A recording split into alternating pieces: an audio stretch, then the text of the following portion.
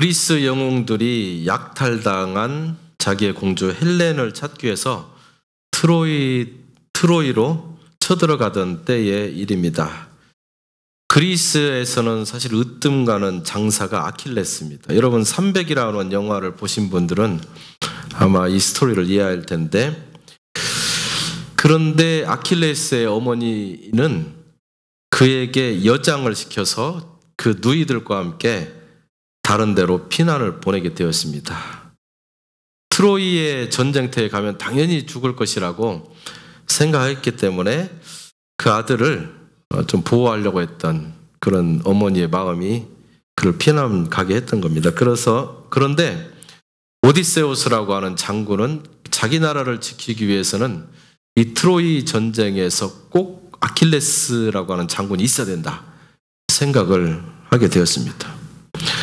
그래서 이 원정군으로 아킬레스 장군을 찾기 위해서 그 오디세우스 장군은 자기도 행인처럼 그 몸을 꾸미고 돌아다니면서 이 아킬레스를 찾아다닙니다. 근데 다 여장을 하고 돌아다니기 때문에 누가 누군지 모르는데, 저 사람이 아닐까라고 하는 한 조그만한 여부대를 만나서 이 오디세우스라고 하는 장군이 꾀를 냈습니다. 대부분의 사람들은 그 여장을 한 사람들 사이에서 못 찾아낼 텐데, 꾀를 내서 어떻게 했냐면 그 앞에 자기가 행장을 다 풀어놓고 거기다가 물건을 진열을 했습니다. 한쪽에다가는 예쁜 머리띠, 꽃 같은 거, 옷 같은 거, 아주 여자들이 좋아할 만한 물건을 쫙 진열해 놓고 반대편에는 창, 칼 이런 것을 이렇게 진열해 놨습니다. 그런데 겉으로는 여장을 했지만 그 마음에 불타오르는 그 정열, 그 싸우고자 하는 열정을 담고 있는 이 아킬레스의 마음까지도 위장할 수가 없었어요. 그래서 누이들은 다 옷, 화장품, 꽃에 막 정신을 팔고 있는데 여장을 한 아킬레스만 혼자 창을 만지고 칼을 막 만지고 관심이 온통 거기에 있는 거예요. 그래서 오디세우스라고 하는 장군이 이 아킬레스를 딱 잡아냈습니다. 그래서 결국에는 이 트로이 전쟁에 아킬레스가 큰 장군으로 나가게 되는 그런 일이 있었습니다.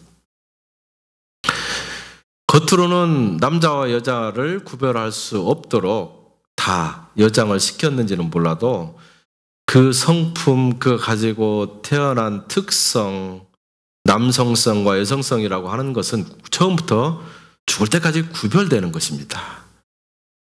그거를 겉으로 포장할 수 있는 어떠한 장치도 없다라는 얘기죠. 우리 그리스도인들은 세상을 똑같이 일반적인 사람들과 함께 살아갑니다. 직장 생활도 하고 다른 사람들 똑같이 만나고 다양한 일들을 똑같이 합니다.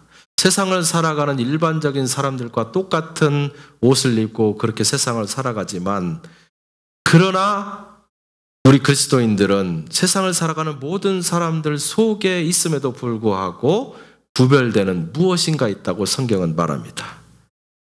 그래서 하나님께서 우리를 구원받은 백성으로 끌어내셨을 뿐만 아니라 우리의 신분을 왕같은 제사장으로 기름 부어서 우리를 전혀 똑같이 흉내낼 수 없는 그런 특성을 가질 수 있도록 우리에게 구별을 시켰다고 성경이 말합니다. 그래서 지지난주에 제가 구별된 하나님의 백성, 제사장으로 세상을 살아가기 위해서 우리가 기억해야 될 3가지 원칙이 있다고 얘기했습니다. 그 첫 번째는 뭐냐면, 제사장은 하나님의 필요를 채우기 위해서 성별된 사람이라고 하는 사실을 기억해야 된다. 나를 위해서 하나님께서 나를 택한 것이 아니라 하나님의 일을 위해서, 하나님 스스로를 위해서 나를 성별해서 택했다라고 하는 사실을 기억해야 된다. 두 번째는 뭐냐? 제사장 사역의 원칙, 책임을 알아야 된다. 원칙이 뭐냐? 제사장으로 나를 삼아주신 하나님의 뜻에 순종하는 한 가지 원칙을 우리가 지켜나가지 않으면 우리는 부름받은 의미가 없다라고 성경이 말하고 있다고 했습니다. 마지막 세 번째는 하나님께서 우리를 구별시켜서 우리를 다르게 만들었지만 구별된 저와 여러분은 하나님 앞에서 구별되게 행동해야 되고 구별된 삶을 살아야 된다고 제가 얘기를 했습니다. 그런데 어떻게 우리가 구별된 삶을 살 수 있을까? 하나님께서 우리를 구별해서 거룩하게 했지만 우리는 어떻게 거룩한 삶을 유지하고 거룩하게 하나님의 백성으로 나아갈 수 있는가? 그 방식이 오늘 우리가 지금 10장을 읽어서 제사장 직분을 잘 감당하지 못해서 죽은 두 사람 이야기를 들었지만 그러나 그 앞에 두 번을 넘어가면 레위기 8장에 보면 거기에 유임식 절차가 나옵니다. 제사장을 세우고 제사장으로 그 사람을 유임하는 그런 절차들이 나오는데 그 절차들을 하나씩 하나씩 되씹어 보면 우리가 어떻게 하나님 앞에서 유임받은 제사장으로서 거룩해지고 구별되게 살아갈 수 있는가 방식이 다 나와 있습니다. 거두절미하고 그 이야기 8장을 쭉 읽다 보면 첫 번째 원리는 뭐냐면 피의 제사를 우리가 거듭해서 드릴 수 있어야만이 우리는 구별될 수 있다고 성경이 말합니다. 좀 전에도 박 집사님이 피의 중요성, 대속의 중요성, 예수 그리스도의 피의 흘림의 중요성이 중요하다고 말씀하셨지만 구약시대에는 그 예수 그리스도를 예표했던 그 피가 바로 제사장들을 통해서 지내졌던 그 제사에서 나오는 피였습니다. 레위기 8장 2절에 보면 제사장들은 자기를 위해서 제물을 준비해야 된다고 얘기하고 있고 그 다음에 쭉 읽어보면 제사장들은 어떤 제물을 준비해야 되냐? 속죄제의 제물, 속건제의 제물, 그 다음에 화목제의 제물을 준비해서 그것을 하나님 앞에 드려야만 됐다. 자기를 위해서 먼저 제물을 드리고 피를 흘린 다음에 그 다음에 자기를 피로 씻고 백성들의 죄를 위해서 또 피를 흘리고 그 피를 발라서 백성들의 죄를 씻어서 앞으로 나아갈 수 있는 사람이 제사장인데 그런 끊임없는 행동을 통해서 제사장 그룹들은 경건할 수 있고 구별될 수 있고 그 다음에 하나님 앞에서 거룩할 수 있다고 말하고 있습니다. 근데 재미있는 것은요 8장 23절에 가면 그 흘린 피를 제사장으로 위임받는 사람들은 어디에 발라야 되냐? 세 군데 바르게 되어 있습니다. 어디에 바르냐면 오른쪽 귀와 오른쪽 엄지손가락과 오른쪽 발가락, 엄지발가락에 그 피를 찍어 바르게 되어 있어요. 네. 23절 제가 읽어보겠습니다. 모세가 잡고 그 피를 취하여 아론의 오른 귓뿌리와 오른손 엄지가락과 오른발 엄지가락에 바르고 이래 되어 있습니다. 여러분 오른쪽 귀는 무엇을 의미한다고 생각하십니까? 이 구약시대에는 왼쪽과 오른쪽을 구별해서 왼쪽은 오른쪽에 비해서 철저하게 거룩하지 않다고 생각하는 사고방식이 있었습니다. 그래서 오른편이 항상 좋은 거예요. 오른편 중에서도 귓뿌리에 피를 바르라 한 이유는 듣는 부분에 구별됨이 있어야 된다는 이야기를 하고 있는 거예요. 여러분 듣지 못하는 사람은 100% 벙어리가 됩니다. 왜 그러냐면 귀와 입은 연결되어 있기 때문에 그런 거예요. 성경에 보면 입이 굉장히 중요한 게 한데 왜 입에다 피 바르라고 하지 않고 귀에다 바르라고 했을까? 그것은 뭐냐면 사람이라고 하는 것은 듣는 대로 말하게 되어 있기 때문에 듣지 못하면 사람이 말도 못해요. 어떻게 사람이 말하는가 소리를 어떻게 내는가 들어보지 못한 사람은 벙어리가 되는 이유가 바로 거기에 있습니다. 부정적인 이야기를 자꾸 들으면 그 입에서는 부정적인 이야기가 쉽게 나오게 되어 있습니다. 소망의 소리를 자꾸 듣다 보면 입을 열 때마다 자기도 모르는 사이에 소망의 소리가 쩍쩍 나오게 되어 있어요. 네. 여러분 내 입에서 입만 열면 다른 사람 좋지 않은 것이 막 입으로 나오기도 하고 지적을 먼저 하게 되고 저 사람이 왜 그러냐 흉보게 되는 말을 먼저 하게 된다면 여러분 내가 무엇을 듣고 살았는가를 한번 돌아볼 수 있어야 돼요. 그런 사람은 내가 적어도 하나님 앞에서 제사장으로 거룩하게 구별되었는데 이러면 되겠는가? 여러분 자신을 돌아볼 수 있어야 됩니다. 그리고 바로 어떻게 해야 돼요? 예수 그리스도의 보혈의 능력의 그 피를 여러분의 귀에 바를 수 있어야 돼요. 피를 귀에 바르라는 얘기는 구별하라는 얘기입니다. 어떻게 구별합니까? 들어야 할 말과 듣지 말아야 할 말을 우리가 구별해내야 된다는 얘기. 내가 하나님 앞에서 거룩하게 부름을 받았다라고 하는 사실 자체가 나를 거룩하게 할 수 있는 건 아니에요.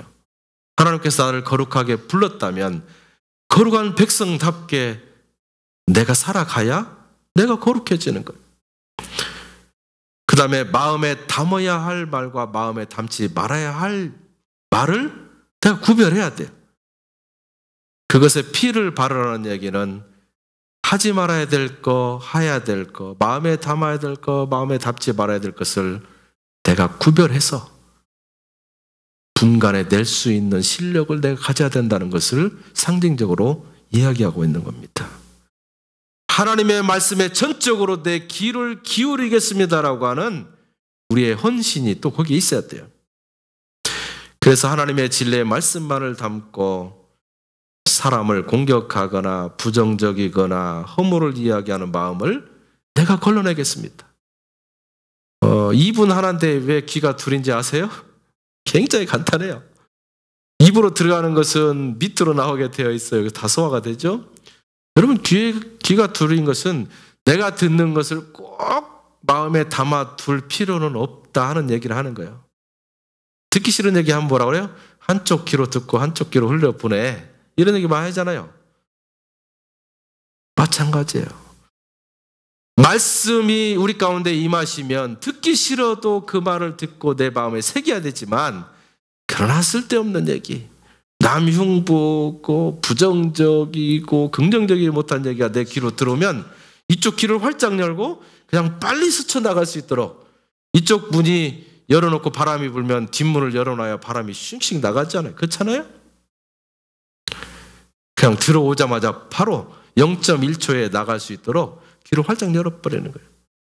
그러나 좋은 말이, 하나님의 음성이, 긍정적인 말이 들어오면 이쪽 귀를 닫고 그 말을 마음속에 새길 수 있는 구별됨의 역사가 우리 가운데 있어야 됩니다. 우리가 하나님의 거룩한 제사장으로 다 부름받았다고 때로는 손을 들고 찬양하면서 왕같은 제사장으로 부름받았다는 사실에 감격합니다. 그런데 수많은 왕같은 제사장들이 교회 안에 모여서 말을 하고 또 말을 돌리는 걸 보면 왕같은 제사장으로서의 그 누림을 잘 하지 못하는 사람을 종종 보게 됩니다. 어떤 때는 남을 공격하고 허물을 지적해내고, 그렇죠? 그건 왜 그래요? 내 안에 거룩함이 없다는 얘기입니다. 거룩한 백성으로 부름을 받았는데 거룩한 제사장으로서 정말로 세상에서 누릴 수 있는 축복이 나한테도 있음에도 불구하고 그 축복을 누리지 못하는 삶을 내가 살아가는 거예요.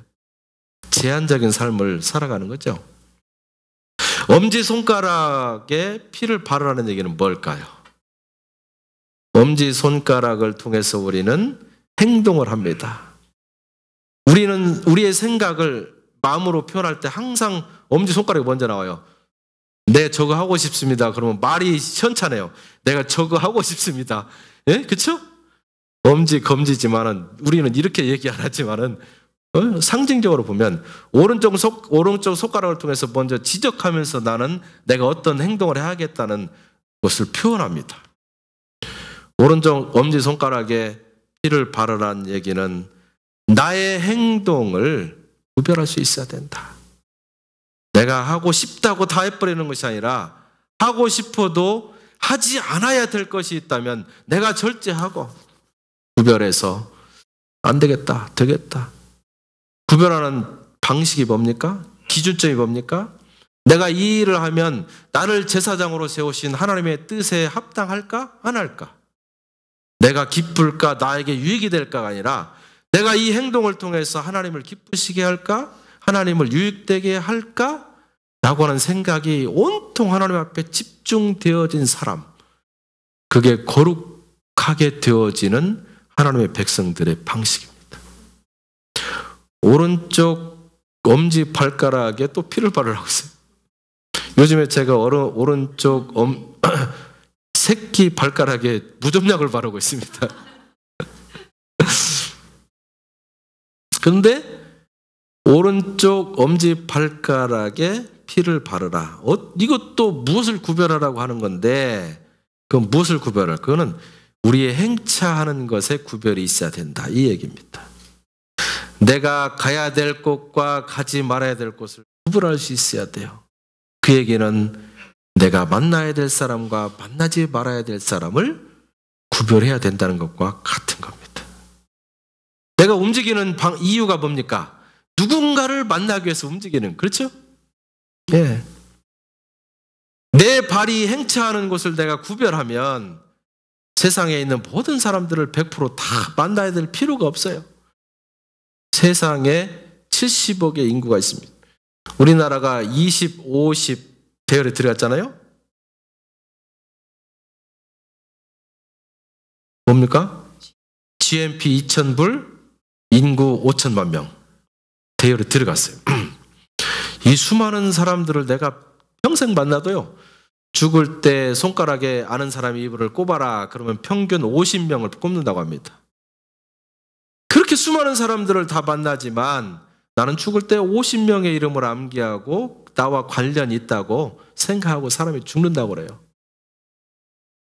그 얘기는 뭡니까? 내가 하나님 앞에서 하나님의 제사장으로 살아가면서 굳이 안 만나야 되는 사람들의 반경까지 내가 만날 필요가 없다는. 왜 그렇습니까? 구별된 삶을 살아가는 사람이 구별되지 못한 사람과 너무 어울리면 나의 구별성, 거룩성을 상실할 수 있기 때문에 제가 이야기하는 말을 잘 들어야 됩니다. 그렇다고 해서 구별됨이 없는 사람을 찾아가서 그들을 하나님의 구별된 백성으로 만드는 일까지를 거절하라는 얘기가 아니에요. 그게 아니라 내가 능동적으로 거룩하지 못한 곳을 향해서 나아가서 거룩하지 못한 무리에 내가 들어가서 거룩하지 못한 행동을 동시에 내가 즐기는 그러한 일을 절제하라는 이야기입니다. 피는 우리를 하나님께로 구별시키는 중요한 통로입니다. 하나님께서 나를 씻어주시지만 그러나 나도 하나님이 나에게 대신 흘려주신 그 피를 나에게 바르면서 하나님, 내가 하나님께로 구별된 삶을 살겠습니다. 나를 위해서 살지 아니하고 하나님의 기준에 맞는 사람으로 살아갈 것을 내가 하나님 앞에 서약합니다. 나를 구별시키겠습니다. 결단하는, 우리가 하나님께 나아갈 때마다 매번 피로 나를 점검하고 피로 나를 씻고 그러한 제물을 드리는 이유가 바로 거기 있습니다. 그래서 피의 제사를 드린다는 얘기는 하나님 앞에 나아가면서 끊임없이 나를 구별된 사람으로 나를 거룩하게 만들어가는 예수 그리스도의 피의 보혈의 능력을 덧입는다는 것을 의미합니다. 두 번째로는 피로 씻으면 항상 우리는 두 번째 나오는 게 뭘로 씻는 거예요? 물로 씻죠. 네. 피의 약속은 누가 했습니까? 하나님이 했고, 물의 약속은 누가 합니까? 내가 하는 거예요. 하나님이 나에게 약속한 대로 갚으셨다면 나는 내가 약속하고 내가 지켜나가는 겁니다. 레위기 8장 6절에 보니까 아론과 그 아들들을 데려다가 물로 그들을 씻기고 이렇게 되어 있어요. 물로 씻는 것은 우리 기독교인의 새로운 용어로 말하면 뭐라고 했습니까? 세례라고 했어요. 여러분, 범죄 세계에 몸을 쑥 담갔다가 이게 빠져나온 사람을 우리는 뭐라고 합니까? 손 씻었다 이렇게 얘기하죠. 쑥 들어갔다가 나온 사람을 손 씻었다고 그래요. 참 재밌어요, 이 표현 자체가. 그 구약 성경에도 그렇고 신약 성경에도 그렇고 과거를 버리고 물속에 쑥 들어갔다가 쑥 나와서 세례받았다, 손 씻었다, 물로 씻겨라. 참 재밌는 표현입니다. 이것은 세수했다는 뜻이 아니고 과거로부터 내가 빠져나왔다, 나 거기에 손 털었다. 그렇죠? 제사장들이 거룩해지기 위해서는 첫째로 피로 씻고 두 번째로는 물로 씻어야 된다. 다시 말하면 세례 약속을 통해서 내가 하나님 앞에 나아가면서 자기 부인을 하겠다는 것을 의미합니다. 자기 부인은 나 중심적으로 살아갔던 내 과거를 더 이상 포기하겠습니다. 고집하지 않겠습니다. 주님 알기 전에 푹 젖어 있던 문화와 생활로부터 내가 이제는 빠져나와서 손 털겠습니다. 그래서 6월절 피해 능력을 덧입은 사람이 바로 무교병을 먹으면서 무교절을 지킨다고 했잖아요. 무교병이라고 하는 건 거기에 누룩이 들어가지 않고 소금과 뭐만 들어갑니까? 기름만 들어가요. 그렇죠? 뭐예요? 누룩. 옛날에 예수 그리스도를 알지 못했던 시대에 내가 먹는 음식에 맛을 더해주고 부풀어 올라서 나에게 기쁨을 주었던 그 향락 문화, 비종교적인 그런 습성들, 세상의 즐거움들을 끊겠습니다. 무교병 아무것도 넣지 않아서 딱딱해서 씹기도 힘들지만 내가 예수 그리스도를 떡으로 삼아서 내가 평생 살겠습니다 라고 하는 자기 고백, 세례의 고백을 통해서 그것이 나에게서 시작되고 지켜나가게 되어질 때 우리는 하나님 앞에서 구별되기 시작한다는 이야기입니다. 공동묘지에 무덤이 나란히 누워있는데 한 무덤에서 여름이 되니까 너무 더워 죽겠다. 냉장고를 어떻게 틀든지 에어컨을 좀 어떻게 틀든지 창문을 좀 열어야겠다. 그러니까 그 옆에 있는 무덤에서 하는 말이 야 이놈아 너는 벌써 죽었어. 뭐 더워서 죽겠다고 얘기하는 거야. 이미 죽은 놈이 이러더래요. 죽은 사람은 말이 없습니다. 네? 세례라고 하는 것은 무엇입니까? 내 과거의 습성과 내 자아와 내 중심성을 죽이겠습니다. 그리고 하나님이 말씀하실 때 그 말씀에 살겠습니다. 나를 포기하고 자기 내려놓음. 그래서 구별된다는 것은 옛 것에 대해서 내가 죽고 새하늘과 새 땅의 새로운 기준에 대해서 살겠습니다 라고 하는 자기 부인이라고 하는 사실이에요. 그래서 성경 찬양에도 있잖아요. 주님 말씀하시면 내가 나아갑니다. 주님 뜻이 아니면 내가 멈추겠습니다. 이래 우리가 고백하지 않습니까? 고백은 그럴싸하게 해놓고 멈추라 하는데 내가 줬사오니 계속 좀 더 가보겠습니다 하고 브레이크 안 받고 그냥. 어렸을 때 제가 자전거를 타는데 브레이크만 잡으면 찍찍 하면서 그렇게 시끄럽게 하는 거예요. 브레이크가. 그래서 어린 생각에 이 소리 안 나는 방법이 있을 텐데 생각하다가 어쨌든 뭐가 잘 안 돌아가고 소리 나면 기름치잖아요. 그 생각이 나서 소리 나는 브레이크에다 기름을 딱 쳤어요. 야 죽이더만요. 소리는 안 나는데 브레이크가 안 들고 그냥 쫙 나가는 거예요. 여러분 브레이크를 잡으면 주님 말씀하셔서 이것이 아니라 하면 나를 정지시킬 때 소리 나게 돼 있어요. 내가 좋아하는 거 안 하고 나와 같이 했던 모든 사람들을 끊어내고 그렇잖아요? 그런데 거기에 소리가 안 나겠어요? 그 소리 나는 거 싫다고 거기다가 옛날에 했던 기름 탁 쳐버리면 소리 안 나고 사람들과 친하게 지내면서 야, 너 예수 믿더니 정신 헷가닥 한 것 같아서 우리 싫었는데 야, 다시 돌아와서 좋다야. 이런 소리는 들을 수 있지만은 그러나 브레이크가 잡아지지 않아요. 서지를 않아요. 주님 말씀하시면 내가 서겠습니다 해놓고 그냥 쫙 가버리는 거예요. 여러분 물로 나를 씻는다는 것은 세례 받을 때 하나님과 약속했던 약속을 하나하나 지켜나간 겁니다. 별거 아니에요. 거룩하게 구별된 삶을 내가 살아가겠습니다. 물 저편에 있었던 과거를 청산하겠습니다. 내가 좋아했던 향락 문화를 이제는 거절하겠습니다. 오직 예수 그리스도의 말씀에 그 진리에 내 입맛을 맞추겠습니다. 이런 고백을 하는 거예요. 자기가 부인된 사람, 바로 거룩해지는 사람. 세 번째는 뭐라고 했냐면 옷을 입고 섬겨야 된다. 이렇게 했습니다. 우리가 옷을 입고 그리스도를 섬기고 하나님을 섬겨야 내가 거룩해진다. 무슨 말이냐면 7절 9절에 보니까 아론에게 속옷을 입히며 띠를 띄우고 겉옷을 입히며 에봇을 더하고 쭉 9절까지 제사장이 입어야 될 옷을 3절에 거쳐서 계속 얘기하는데요. 이거 다 입으면 제사장이요 힘이 없어져요. 얼마나 많이 걸치고 붙이고 입고 했는지 아주 힘들어요. 그 정도로 뭔가를 치장하라고 합니다. 여러분, 제사장의 옷을 입고 섬기라고 하는 얘기는 뭐냐면 옷은 우리의 인격이고 밖으로 보여지는 모습이기 때문에 그런 것입니다. 로마서 13장 14절에 보니까 오직 주 예수 그리스도로 옷 입고, 즉 내 겉으로 보여지는 모습이 내 인격이라고 했어요. 내가 추구하는 기준의 삶이라고 했습니다.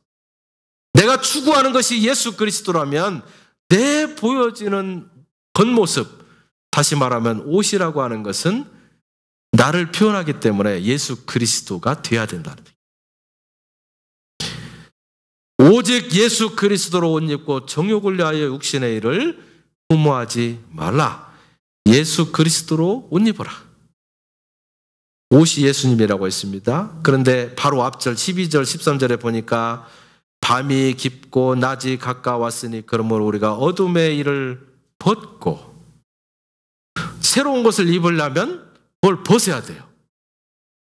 입은 채에다 또 입고 또 입고 사람이 못 움직여요. 밤이 깊고 낮이 가까웠으니 그러면 우리가 낮이 다 되었으니까 밤옷을 벗어라. 네. 나이트 가운 벗고 이제는 일상적인 옷을 입어야 돼. 그리고 뭘? 빛의 갑옷을 입으라. 그 빛의 갑옷을 입으라 하고 그 다음에 바로 뭐라고 하냐면 그것을 예수 그리스도로 입으라 이렇게 얘기해요. 빛의 갑옷, 예수 그리스도로 입으라.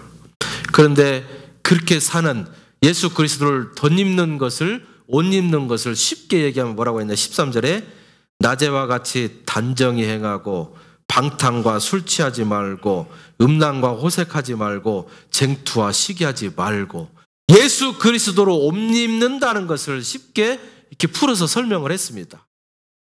네. 나의 겉모습이 내 안에 가득 찬 예수 그리스도의 품성이 드러나게 하는 삶을 살아갈 때 나는 예수 그리스도로 옷 입었다고 표현할 수 있는 것입니다. 어둠의 일을 벗어버린, 오늘 아침에 여러분이 집에 나올 때에 오늘은 어떤 옷을 입을까, 넥타이는 어떻게 멜까, 오늘은 정장을 할까 아니면 평상복을 입을까 고민했을 것입니다. 저도 계속 고민하다가 평상복을 입고 이렇게 나왔습니다. 저는 넥타이를 매고 양복을 입으면요 가슴이 탁 막혀가지고 뭘 하기가 싫어요. 그래서 제가 저를 부를 때 자유로운 영혼이다 이렇게. 그래서 요즘에 제 필명을 갖다가 여로라고 했지 않습니까? 여로, 나그네 인생. 저는 어디에 딱 고정되어 있어가지고 평생 그거 해라. 예를 들면 CEO로 그냥 인생을 마쳐라 그러면 저는 돈을 아무리 준다고 해도 못해요. 싫어요. 자유로운 영혼, 떠나다니는 나그네. 이렇게 나오면 아무것도 없어도 재밌어요. 그 넘어가면 뭐가 있을까? 그 언덕 올라가서 내려갈 때 얼마나 재밌을까? 네.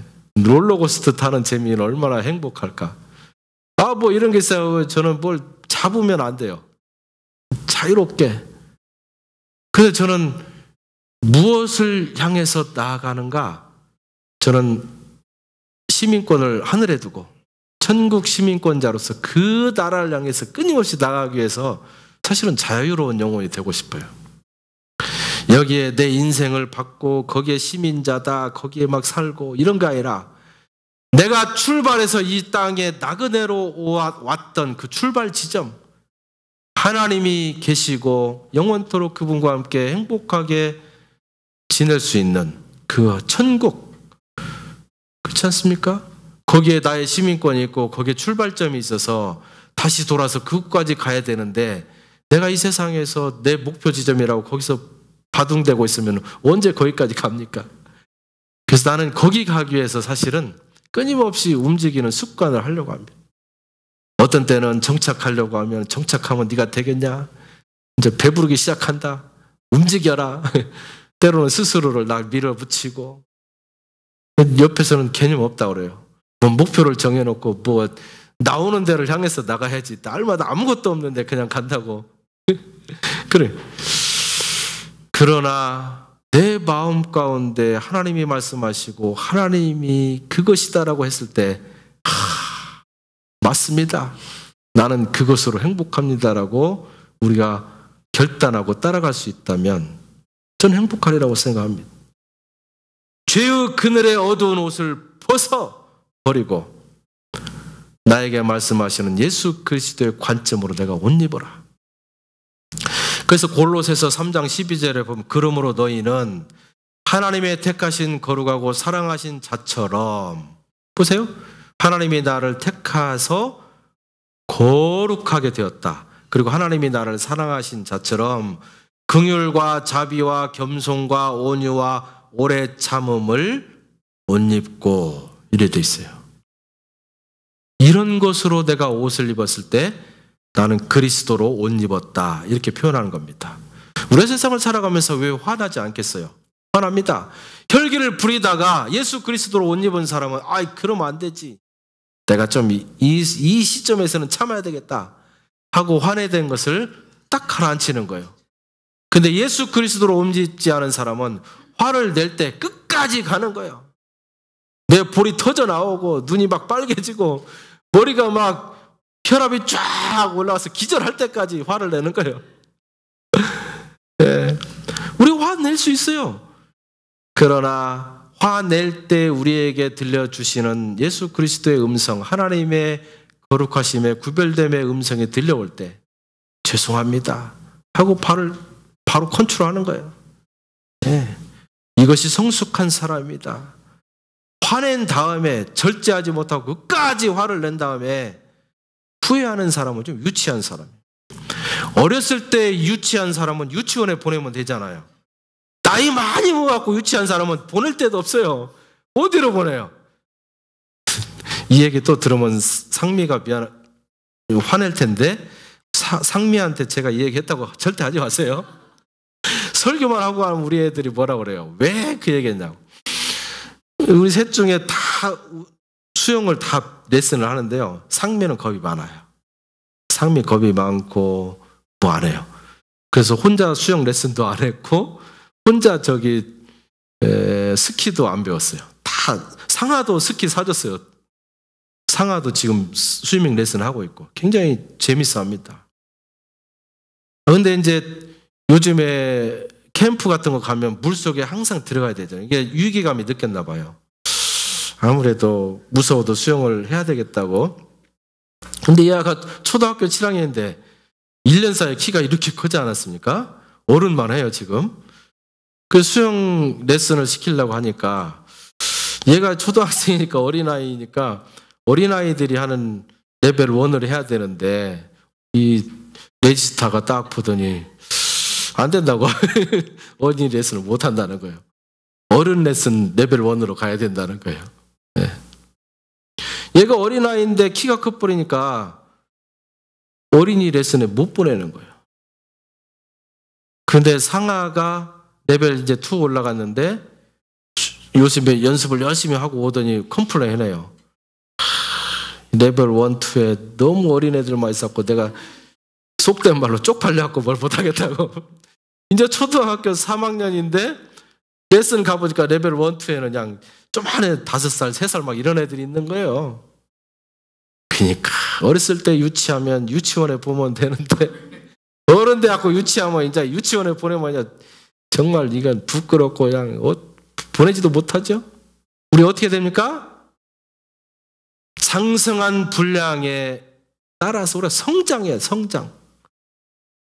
기독교는 감동이 아닙니다. 변화입니다. 변화라고 하는 것은 뭐냐? 한 단계로부터 2단계, 3단계 계속 올라가는 거예요. 성장. 우리가 변화하지 않으면 평생 감동받으면요. 아휴, 이 설교가 얼마나 은혜스러운지 모르겠습니다. 10년, 30년, 50년 해보세요. 그것이 어떤 의미가 있는지. 아무 의미 없어요. 평생 한 번 감동받더라도 내가 감동받은 대로 하겠습니다 하고 한 단계 올라가야 돼요. 그리고 설교 시간에 감동받지 않더라도요, 괜찮아요. 감동받으려고 하지 마세요. 목사님 설교가 정말 은혜가 안 된다? 근데 가만히 들어보니까 내 마음이 좀 찔리네? 그러면 된 거예요. 찔리면 나를 변화시켜서 그 다음 단계로 좀 움직이세요. 움직이시기 바랍니다. 계속 변화하고 성장하고 그것을 예수님께서 원해요. 그리스도의 분량까지 자라나요. 네. 요즘에는 목회자들이 가운을 안 입다가 또 다시 가운을 입게 되는 경향이 좀 많습니다. 그런데 그 가운이 무엇을 의미합니까? 부정적으로만 볼 게 아니에요. 저는 넥타이 매기도 싫어서 가운을 안 입는 거지, 원래는 가운을 입는다는 것은 어떤 의미가 있냐면 나를 철저하게 감추는 행위입니다. 그 가운을 입었을 때는 내가 비싼 가운을 입었느냐, 싼 것을 입었느냐, 멋있냐, 멋있지 않는 이 의미가 없어요. 그것은 무엇입니까? 내 모습 감추고 섬기는 사람으로, 예배를 집례하는 그런 사람으로 내가 서겠습니다. 내가 서는 것이 아니라 나를 가운으로 감추고 하나님이 나를 세워주신 집례자로, 제사장으로 내 이 순간 서겠습니다 라고는 자기 고백이 있는 거예요. 그래서 구약시대에는 가운을 입고 들어오지 않으면 들어오는 순간 그냥 목이 잘리는 거예요. 그냥 그 자리에 죽는 거예요. 그 정도 철저하게 무서웠습니다. 왜 그렇습니까? 말씀으로 나오지 않고 나를 드러내서 나가는 것은 하나님 앞에서는 용납될 수가 없는 거예요. 절대 용납될 수가 없습니다. 우리가 가운을 입는 것은 하나님 때문에 입는 거예요. 하나님이 거룩하기 때문에 나의 거룩하지 못한 모습을 가리우는 겁니다. 그래서 하나님께서 너 이건 입고 뭐 걸치고 뭐 하고 막 그러면 너는 죄된 습성을 갖고 있는지는 몰라도 내가 하라는 대로 했기 때문에 너는 내가 봐주겠다. 이렇게 하나님께서 말씀하신 거예요. 예수 그리스도로 옷 입을 수 있기를 축원합니다. 여러분 마음속에 아직도 추한 모습이 있다 할지라도 그분을 통해서 가리워진 내 육체는 하나님께서 그래도 거룩하다 말씀해 주시기 때문입니다. 교통경찰이 제복을 입고 딱 합니다. 여러분이 교통경찰이 제복을 딱 입고 있을 때 어떤 생각이 듭니까? 아, 저 사람은 교통을 위해서 헌신된 사람이구나. 저 사람은 내가 그 옆에 갔을 때 나를 도와줄 사람이구나. 딱 눈치채지 않습니까? 의사들이 가운을 딱 입고 오면 의사들 가운처럼 들어온 게 없어요. 엊그저께 내가 어디 갔는데요? 세상에 가장 들어온 손은 목사 손이다. 이렇게 얘기하는 사람이 있어요. 왜 그런 거 아니? 목회자들만큼 악수 많이 한 사람이 없어요. 그런데 모든 병균의 매개체가 손이에요. 그런데 목사들은 이 사람 만지고 저 사람 만지고 하니까 목사를 통해서 병균이 움직여서 병이 확산되는 그 주 원인이라는 거예요. 그러니까 잘 아는 목사님들은 목사님 손 제일 더러운 사람 난 안 만진다 이렇게. 예. 근데 의사 가운만큼 지저분한 옷이 없어요. 겉은 하얀데 보면 여기저기 뭘 그렇게 쑤셔놨고 이렇게 뭣도 없고요. 여기는 볼펜을 몇 수십 번을 꽂았는지 볼펜 똥이 지저분하고, 현미경으로 보면 거기에 병영군이 두둑두둑 붙어가지고 뭐 보통 아니에요.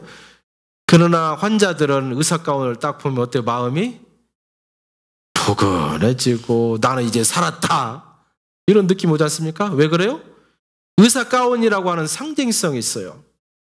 의사는 다른 사람을 살려줄 수 있는 기술을 연마한 사람이다. 그래서 의사협회에서 자격증을 주었다. 이 사람이 하는 행위를 통해서 당신은 치료받을 수 있다 라고 하는 다양한 의미가 그 가운에 있기 때문에 그 가운은 보기가 좋아 보이는 거예요. 우리 제사장들은 거룩한 옷을 입을 수 있어야 됩니다. 네. 그렇다고 해서 여러분 다 목회자 가운 다 맞춰가지고 교회 올 때마다 가운 입고 하라는 것이 아니라 의로운 행위, 성품들이 밖으로 드러날 때 혈기, 자기 옹졸한 모습을 보여주는 것이 아니라 그리스도의 마음이 드러나는 것을 의미합니다. 마지막 네 번째는 뭐냐면 제사장의 스피릿을 가질 때 우리는 거룩해질 수 있다고 성경이 말합니다. 이제 본문으로 돌아옵니다. 오늘 레위기 10장 3절에 보니까 모세가 아론에게 이르되 이는 여호와의 말씀이라 이르시기를, 이렇게 시작합니다. 모세는 자기 말을 한 것이 아니라 하나님의 뜻을 전달했을 뿐입니다.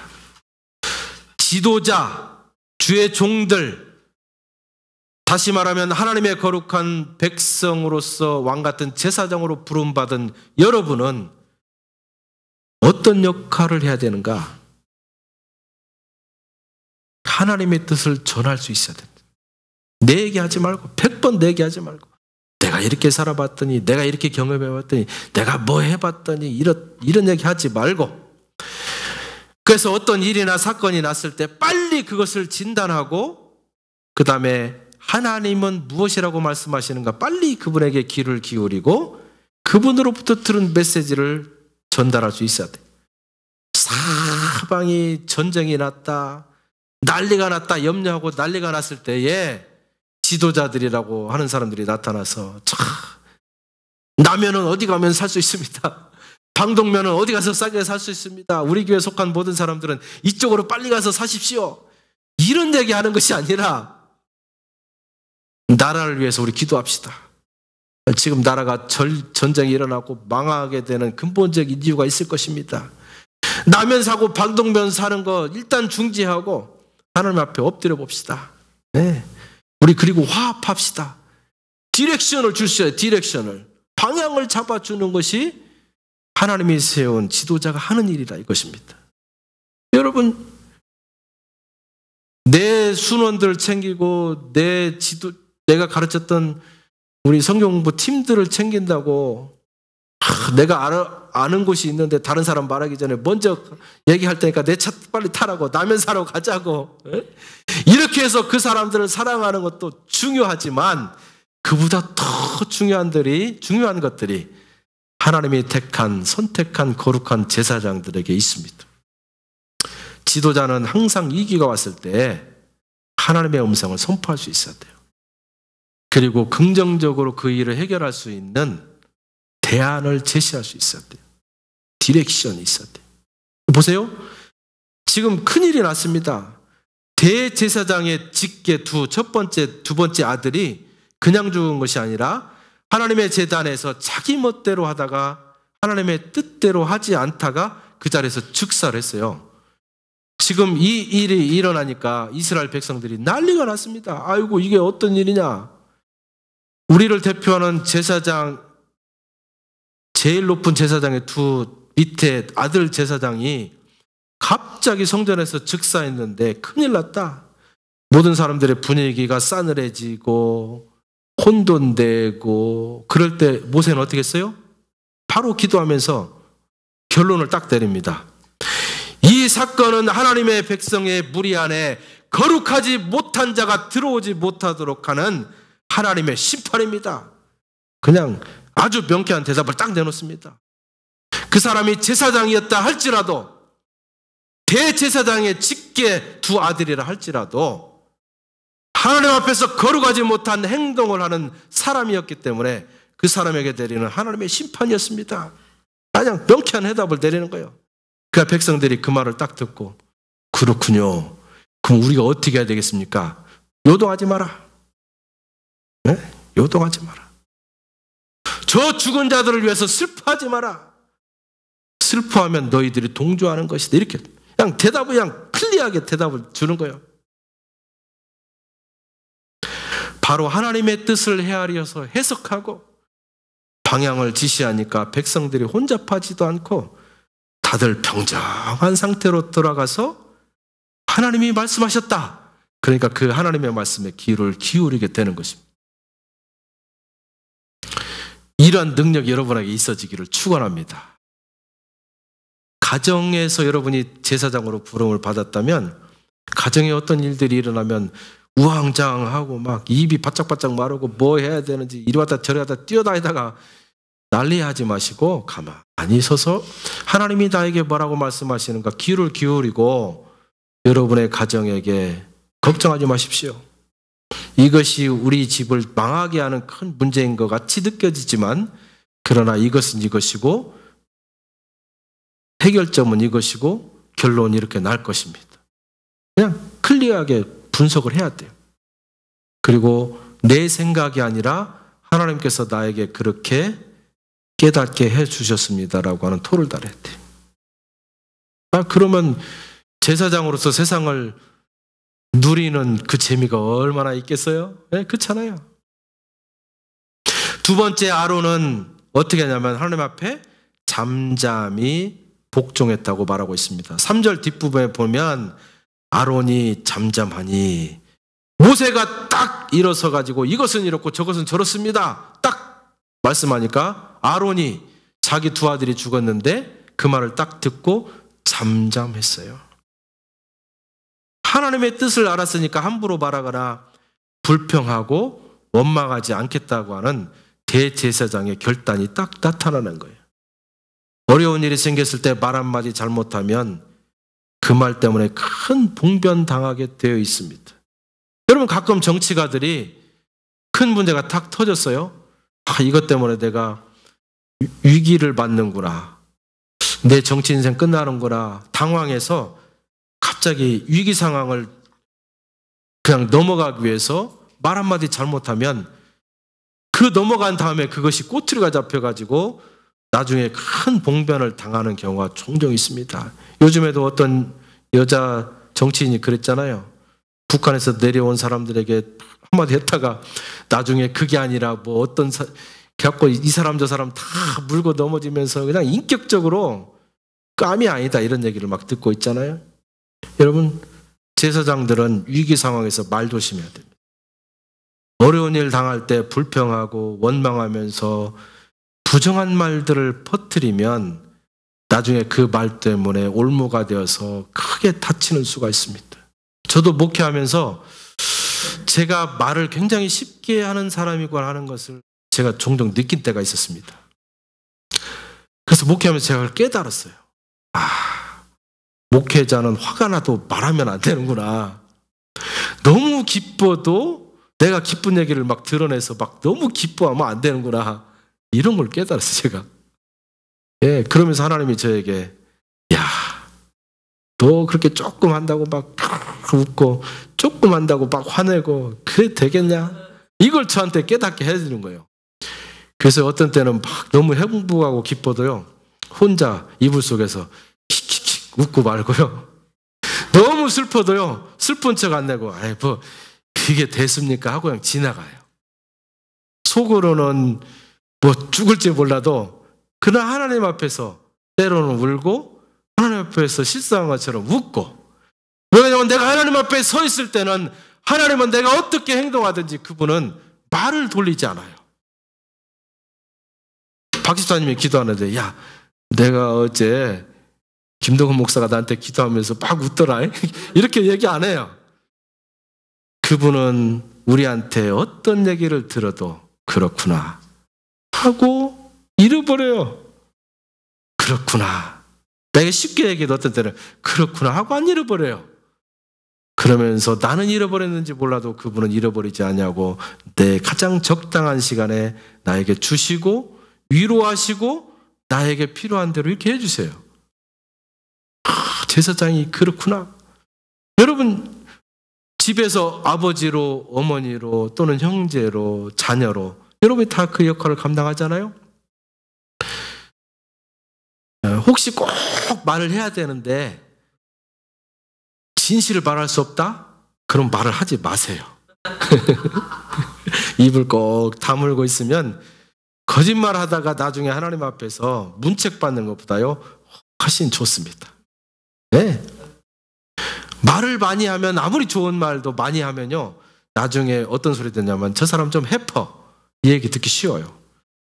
그러나 원래 말을 못하는 사람이 입을 딱 다물고 있으면 뭐라고 하냐면 저 사람이 뭔가 있는데 뭔가 있어. 나중에 뭐라고 하는지 알아요? 저 사람 인격이 있어. 이렇게 나와요. 뭔가 있는데 그 있는 것이 무엇인지 모르니까 인격이 있어. 이렇게 나오는 거예요. 제가 그걸 깨달았어요. 가능하면 입을 다무세요. 네.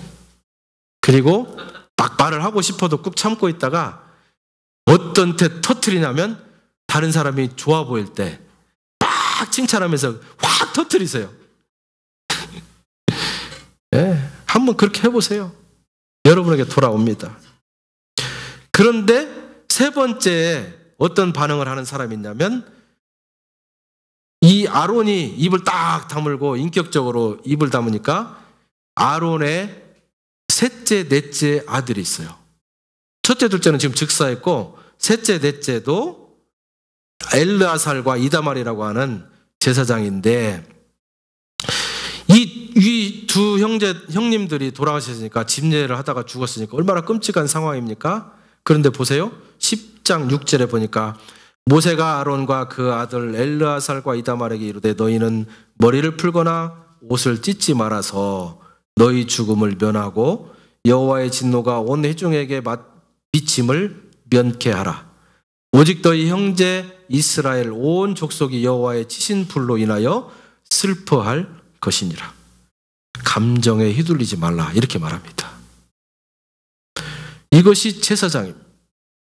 사사로운 감정에 휘둘려서 분노하거나 슬퍼하거나 어리둥절하지 말라고 모세가 얘기하니까 이 셋째, 넷째 형제가 그렇게 따라합니다.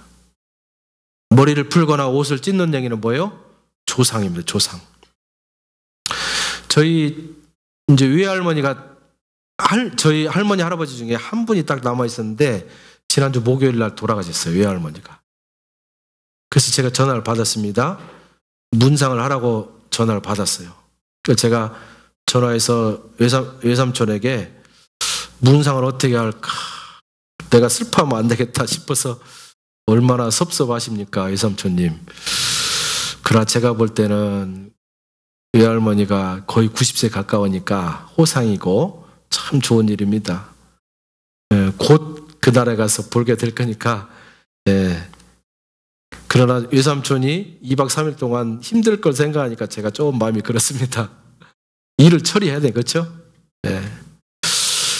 누군가 죽으면 문상을 하고 조상을 해야 됩니다. 그런데 자기 직계 형, 첫째, 둘째 형이 갑자기 죽었으니까 당연히 문상도 해야 되고 조상도 해야 되고 이스라엘 그 전통으로 하면 머리도 풀고 옷을 찢고 지금 해야 돼요.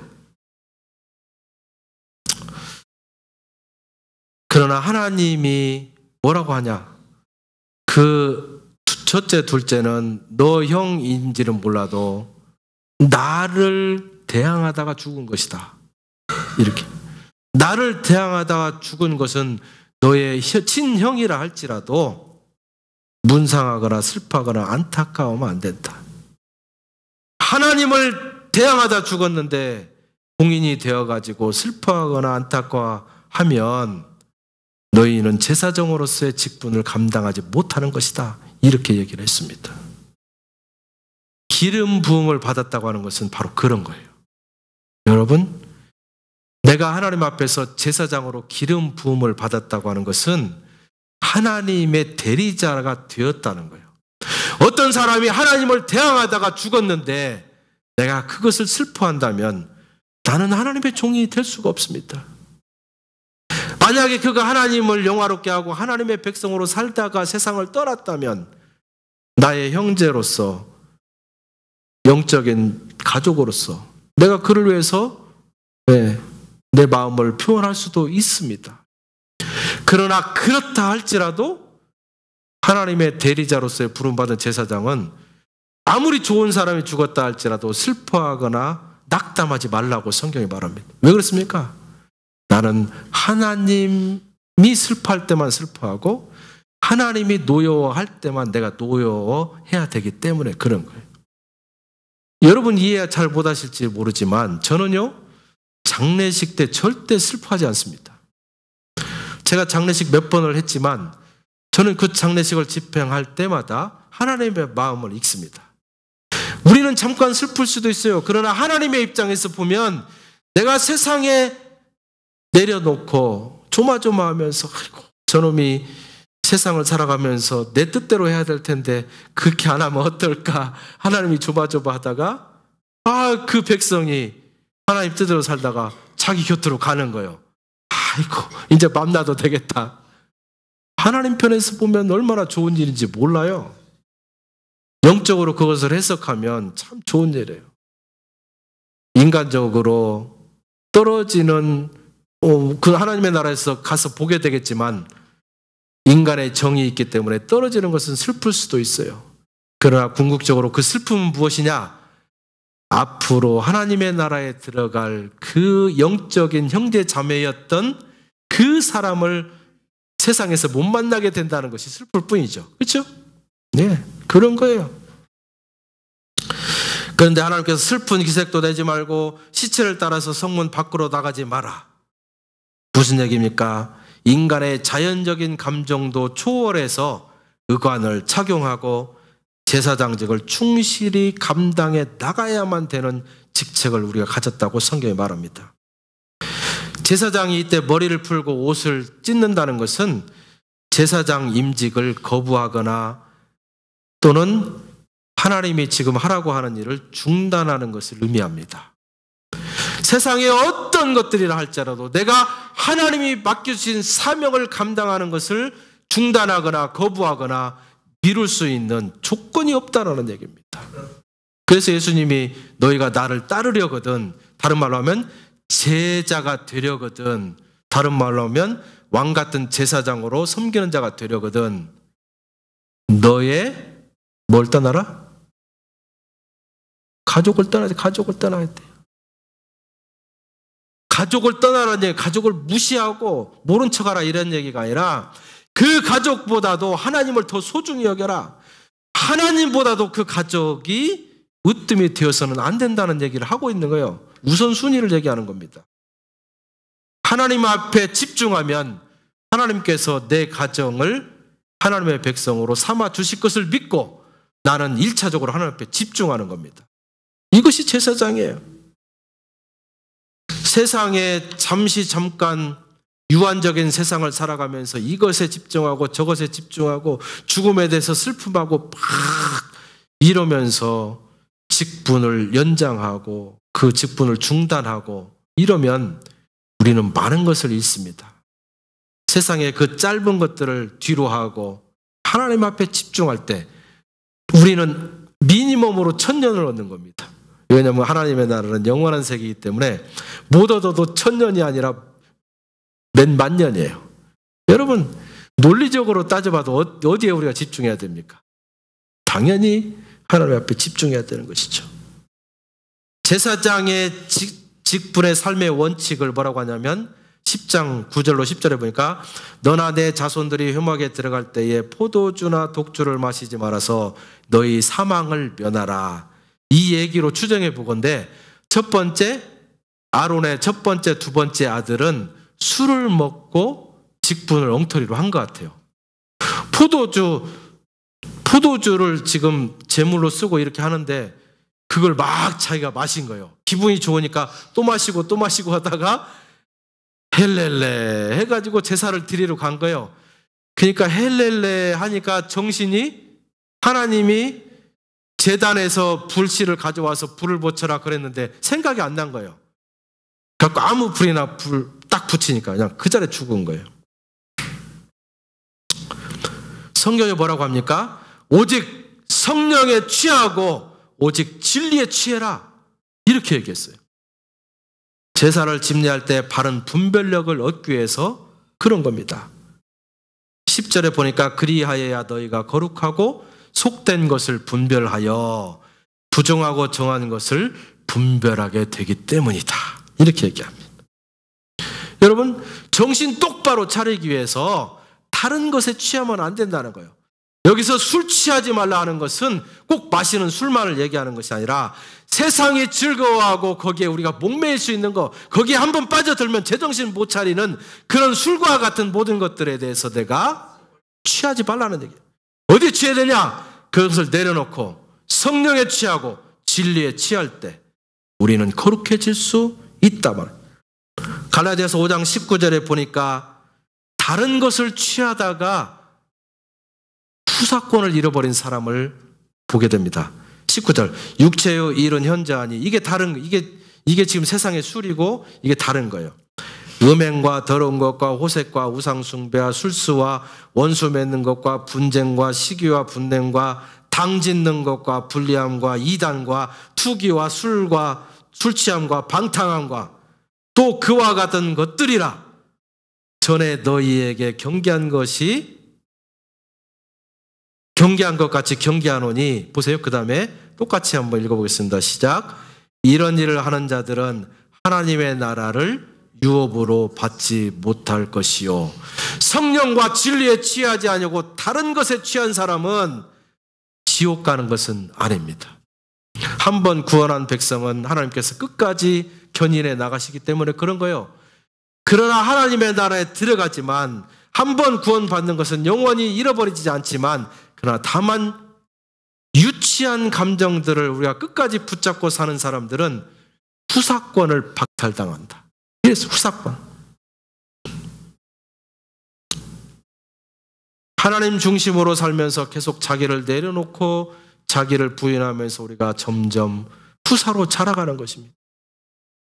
우리에게 기회가 주어지는 것은 우리에게 교회 안에서 직분자로 서고 성도로 서고 그러면서 감당해야 될 책임을 우리에게 하나님께서 주십니다. 짧은 시간 동안에 그 직분을 우리가 잘 감당할 때 우리는 후사권을 끊임없이 취할 수 있는 은혜가 있다고 성경에 말합니다.